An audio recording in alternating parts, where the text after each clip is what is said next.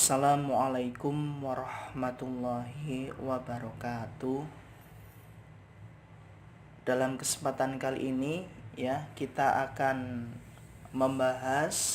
belajar mengenai cara pengukuran hambatan. Jadi dalam pengukuran sebuah hambatan atau resistansi ini ada beberapa tahapan yang harus kita pahami, yaitu ada 3 langkahnya ya. Langkah yang pertama yaitu posisikan saklar pemilih multitester pada area mulai dari skala pengukuran terkecil, yaitu kali 1. Jadi langkah yang pertama, saklar pemilih, ini namanya saklar pemilih atau biasa disebut selektor. Nah, yaitu kita arahkan ke ohmmeter ya. Di bagian ohmmeter letaknya yaitu dikali 1. Jadi nanti ada penunjuknya seperti ini ya. Nah, ini kalian letakkan dikali 1. Itu langkah yang pertama. Langkah yang kedua yaitu set kosong. Jadi posisikan di arah kosong jarumnya itu. Caranya yaitu dengan menghubungkan prob positif dan prob negatif. Di prob positif dan prob negatif ini dihubungkan, dijadikan satu. Pastikan jarum menunjuk angka kosong pada baris angka skala pengukuran Jika tidak menunjukkan angka kosong, putar knop pengatur jarum sampai jarum menunjuk angka kosong. Jika knop sudah mentok tapi jarum belum menunjuk angka kosong, kemungkinan baterai multimeter hampir habis. Jadi sebagai langkah yang kedua yaitu diset ke kosong ya. Diset di bagian kosong. Karena hambatan yang kita pakai adalah skala yang paling atas sendiri ini. Nah, diset bagian kosong bagian kanan.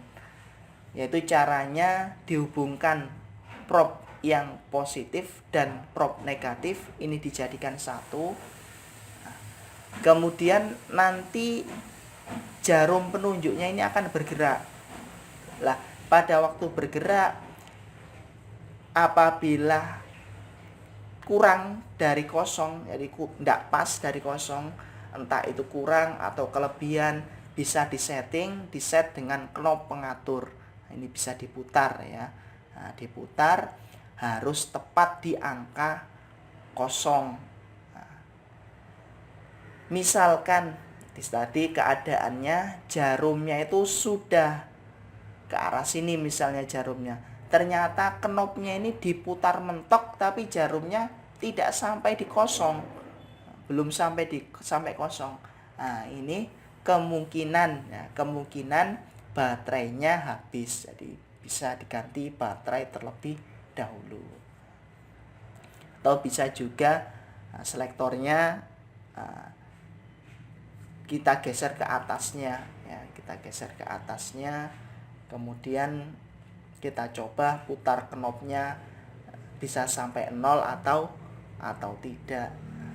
Jadi gini, saudara teknik sekalian, untuk kalibrasi, jadi poin yang kedua itu namanya kalibrasi. Untuk kalibrasi, ketika kita berpindah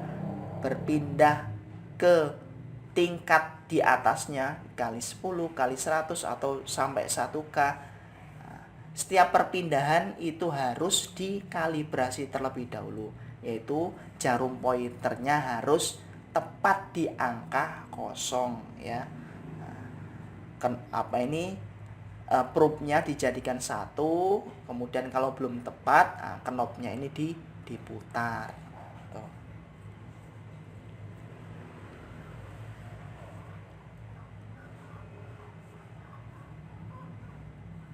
Kemudian langkah yang ketiga yaitu Ukur hambatan menggunakan multitester.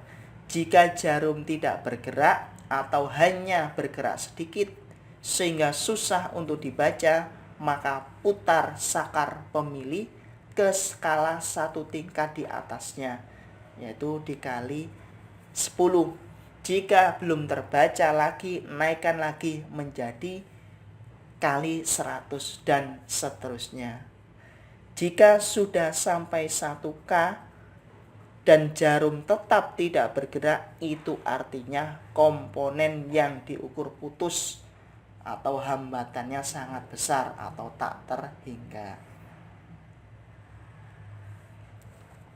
Kemudian langkah yang ketiga, kita mulai melakukan suatu pengukuran, ya, ukur hambatan menggunakan multitester.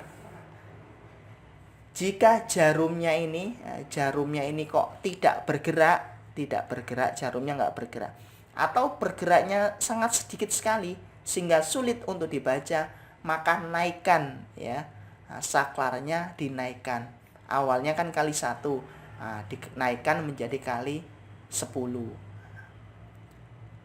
Apabila masih sulit terbaca, dinaikkan lagi menjadi 100.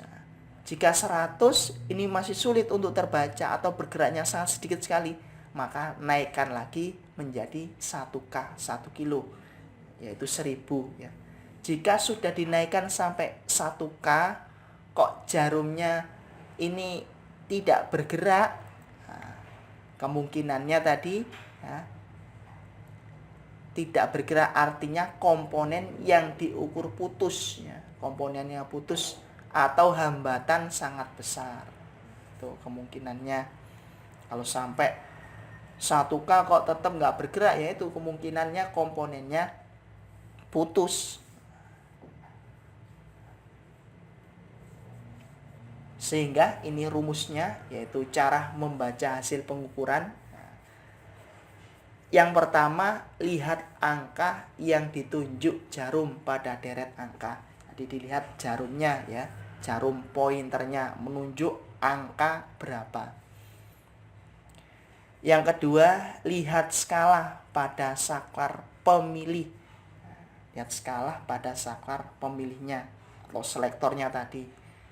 Yang ketiga yaitu kalikan, ya, kalikan angka yang tertunjuk pada jarum pointer dengan angka pada saklar pemilih. Sehingga rumusnya itu adalah angka skala, atau nama lainnya bisa juga ada yang mengatakan jarum pointer, ya, bisa juga jarum pointer dikali saklar pemilih. Contohnya,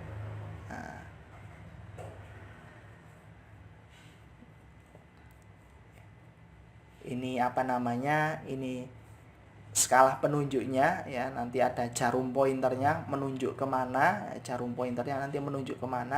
kemudian dikalikan dengan saklar pemilihnya, ya, itu rumusnya. Nah, ini semisal contoh hasil pengukuran. Yang pertama kita lihat angka skala atau jarum pointernya, ya. Jarum pointernya ternyata tepat pada angka 10, ya, kita tulis 10. Nah, kemudian dikali saklar pemilih, kita lihat arahnya ini menunjuk kemana. Oh, arahnya dikali 1, berarti 10 kali 1, di sini hasilnya adalah 10 ohm. Nah, pengukuran tersebut hasilnya adalah 10 ohm.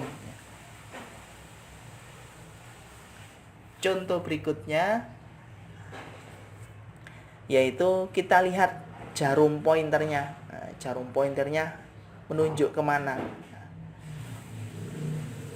Di sini, ya, ini sudah 100, kemudian stripnya lebih 2. Nah, ini kan 100, kemudian stripnya lebih 2. Nah, satu strip ini nilainya adalah 20. Nah, sehingga 100, 120, 140. Kita tulis hasilnya 140 dikali saklar pemilih. Kita lihat di sini saklar pemilih menunjuk kemana? Oh, menunjuk dikali 10. Menunjuk dikali 10. sehingga hasilnya dikalikan 140 kali 10 yaitu 1400 ohm atau 1,4 kilo ohm. Jadi nanti bisa dilihat di deskripsi ya untuk pembacaan strip. Banyaknya strip ini harus paham intinya satu stripnya berapa. Berikutnya yaitu jarum pointernya di sini menunjuk angka ini 30 kemudian lebih satu strip ya, lebih satu strip atau satu loncatan. Sedangkan satu loncatan itu nilainya 2. Berarti hasilnya 32. Jarum pointer menunjuk ke 32. Nah, kemudian kita lihat yaitu di saklar pemilihnya. Nah, untuk saklar pemilih ini tempatnya di mana? Ternyata saklar pemilih yang ditunjuk yaitu adalah 100. Nah, sehingga dikalikan saja 32 dikalikan 100 hasilnya yaitu 3200 ohm atau 3,2 kilo ohm.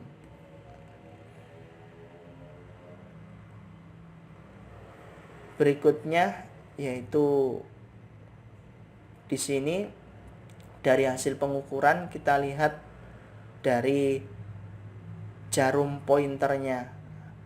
Jarum pointernya sudah menunjuk ke 5, lebihnya yaitu ada 3 strip.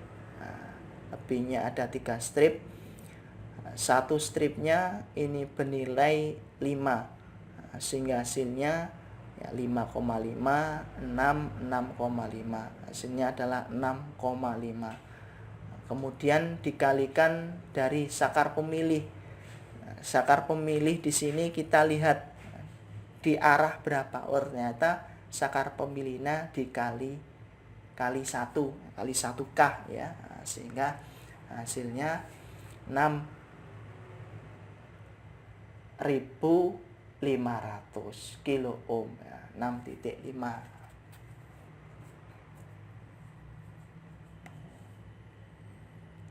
Ya, kiranya itu untuk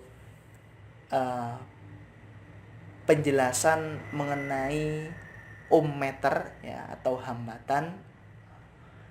Saya cukup sekian, saya akhiri, semoga bermanfaat. Wassalamualaikum warahmatullahi wabarakatuh.